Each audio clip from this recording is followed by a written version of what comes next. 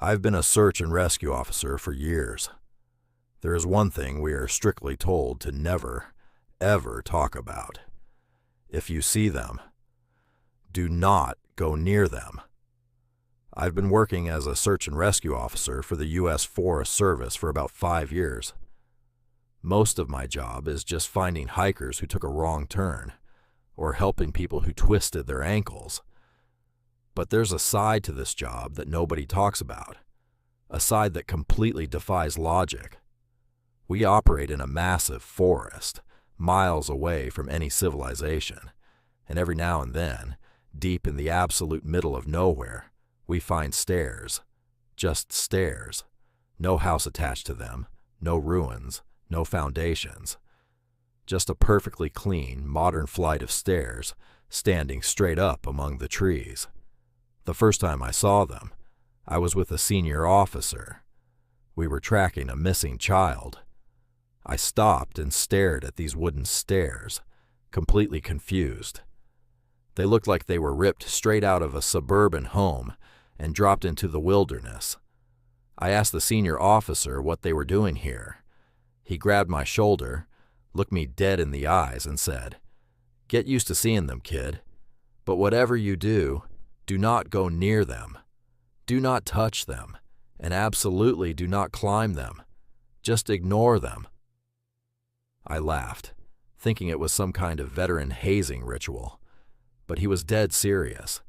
He told me that every ranger who has ever climbed the stairs has either vanished entirely or returned with something deeply wrong with them. A few months later, I was on a solo patrol when I found another set. These were made of white marble, and they looked brand new. No moss, no dirt, not even a single dead leaf on the steps, which made no sense in a dense forest. I stood there for 10 minutes, staring at them. The silence around them was heavy, suffocating. No birds were singing. No bugs were buzzing. It was like the forest itself was terrified of that spot. I felt this intense, unnatural urge to walk up those steps. It was like a voice in the back of my head was begging me to do it. I took one step forward, but then I remembered the old officer's face. I turned around and ran back to my truck, my heart pounding in my chest. Last year, we had a new rookie join our team. He was arrogant, university educated, and didn't believe in any forest superstitions. During a deep woods search for a missing college student, our team stumbled upon a flight of carpeted stairs. They looked like they belonged in a 1980s living room. The rookie started laughing. "Look at this," he yelled. We all told him to back away. We told him it wasn't a joke, but he wouldn't listen. Before any of us could grab him, he ran up to the stairs and climbed all the way to the top. He stood on the top step, smiling down at us. "See, nothing happened," he shouted. And then the air shifted. A high-pitched, deafening frequency filled our ears. It was so loud my nose started bleeding. The rookie's smile instantly vanished. He looked up at the sky, his eyes wide with absolute horror. He opened his mouth to scream, but no sound came out. He reached his hand out toward us, and right before our eyes, something invisible grabbed his wrist. We heard a sickening snap. His arm was instantly severed, falling down the stairs. A second later, his entire body was ripped upward into the empty air, vanishing into nothingness. There was no blood in the air, no trace of him. Just his severed arm lying on the carpeted step. We stood there, frozen in terror. The stairs stood completely still. We reported his death as a wild animal attack. That's what we are forced to do. The government knows about the stairs, and they actively cover it up. But the stairs aren't the only anomaly out here. The cases of missing people we deal with are often stranger than fiction. About 6 months after the rookie disappeared, we received a call about a 5-year-old boy who vanished from his family's campsite. It was a clear, sunny afternoon, and the boy had only been out of his parents' sight for less than 2 minutes. We launched a massive search operation. K-9 units, helicopters with thermal imaging, and over 50 rangers combing the grid. On the second day of the search, the tracking dog suddenly lost the scent right in front of a massive, vertical rock wall. It was a sheer cliff, 300 feet high, completely impossible for an adult to climb without professional gear, let alone a 5-year-old child. We looked up, and using our binoculars, we saw something small and colorful near the very peak of the cliff. We called in a helicopter. When the rescue team rappelled down to the ledge, they found the boy. He was sitting perfectly still, staring blankly into the forest.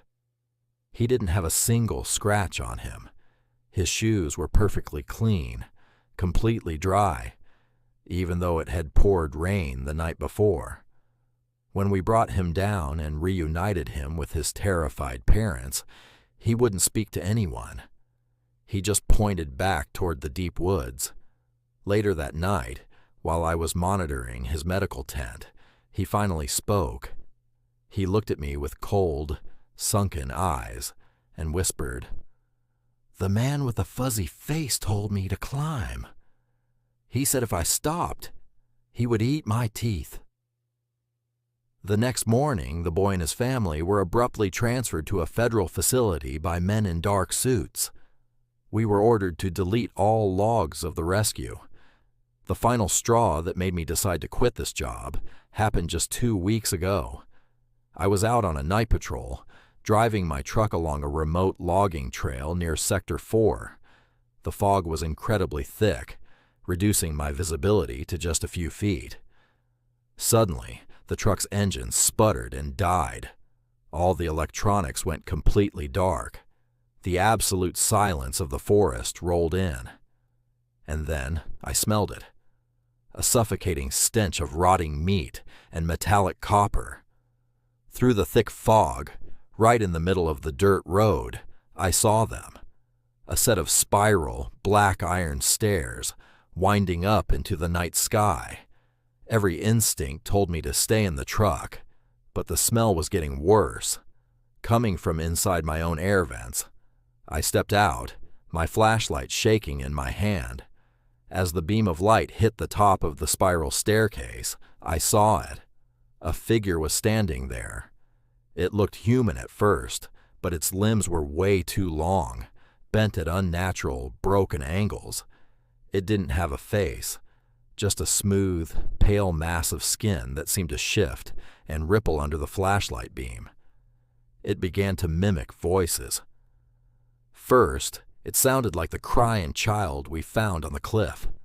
Then, it shifted into the frantic, screaming voice of the rookie who had been ripped apart into the sky. And finally, it spoke in my own voice, saying, "Come on up. It's beautiful at the top." I dropped my flashlight, fell back into the truck, and desperately turned the key. The engine miraculously roared to life.